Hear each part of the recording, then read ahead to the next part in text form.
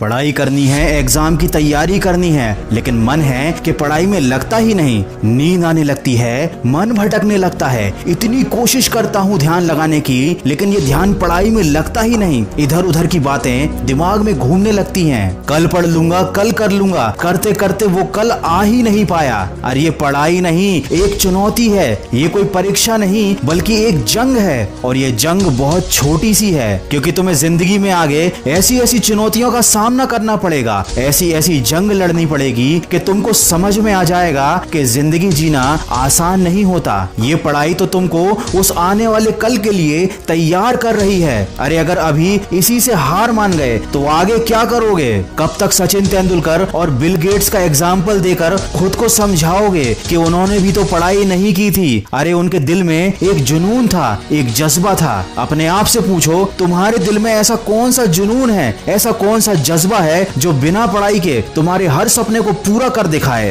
अरे जब तुम्हारी उंगलियों के निशान तक इस दुनिया में किसी और से नहीं मिलते, तो क्यों तुम अपनी तुलना दूसरों से करके हार मान लेते हो? कब तक इन बातों को सोचोगे कि पढ़ाई कुछ नहीं होती, पढ़ाई करने से क्या होता है, पढ़ाई करने से क्या मिल जाता है? अरे अगर पढ़ाई कुछ भी नहीं होती, पढ़ाई की कोई औकात नहीं है, तो ये पढ़ाई तुमसे क्यों नहीं हो रही? तुमको पता है ना, जिंदगी में अगर दूसरों से आगे जाना है, एक बेहतर जिंदगी जीनी है, तो वो काम करने पड़ते हैं जो दूसरों से करते नहीं बनते। सोचो सोचो, पढ़ाई भी वही काम है जो हर किसी से करते नहीं बनता और तुमसे भी करते नहीं बन रहा। लेकिन अगर तुम कर लोगे तो तुम उन सब लोगों से आगे निकल जाओगे जो हार मान चुके हैं। आज अगर तुम अपने मन के ऊपर एक छोटी सी जीत हासिल कर लोगे, तो कल बड़ी बड़ी मुश्किलों का भी हल निकाल पाओगे। सोचो, अगर इतनी छोटी सी चीज से ही तुम हार गए तो आगे क्या करोगे? सोचो, अगर इस मामूली से काम को करने के लिए तुम खुद को फोकस नहीं कर पा रहे हो तो आगे क्या करोगे? सोचो, जब तुम अभी अपने मन को काबू में नहीं कर पा रहे हो तो आगे क्या करोगे? मैं ये नहीं कह रहा कि पढ़ाई से प्यार करो, मैं ये भी नहीं कह रहा कि किताब से प्यार करो, लेकिन कम से कम अपनी जिंदगी से तो प्यार करो। आज लॉकडाउन ने तुम्हारे सामने एक उदाहरण लाकर रख दिया है कि जो लोग आर्थिक रूप से मजबूत थे, उन लोगों के लिए ये लॉकडाउन छुट्टियों की तरह था। उन्हें कोई फर्क नहीं पड़ा, बल्कि उन्होंने तो इस लॉकडाउन में मजे लूटे, क्योंकि शायद उन्होंने काफी पहले मेहनत कर ली थी, पढ़ाई कर ली थी, खुद को इतना काबिल और सक्सेसफुल बना लिया था कि आज की इस बुरी परिस्थिति का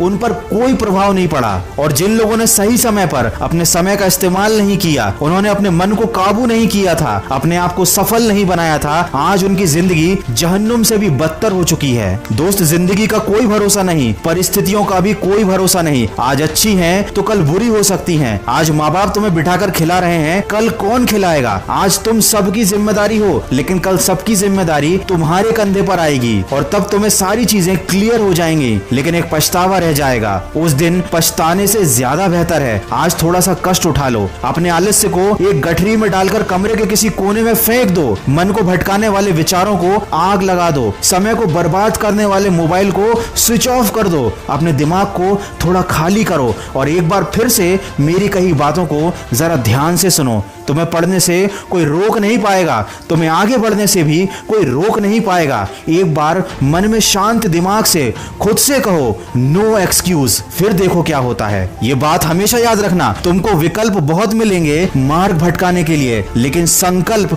सिर्फ एक ही काफी है मंजिल तक जाने के लिए। अगर इंसान में सीखने की और बदलने की चाहत हो, तो वो अपनी गलतियों से सीख कर अपनी जिंदगी बदल सकता है। तो जो अभी तक हो गया उसका अफसोस मत करो, आज से और अभी से एक नई शुरुआत करो। और अगर इस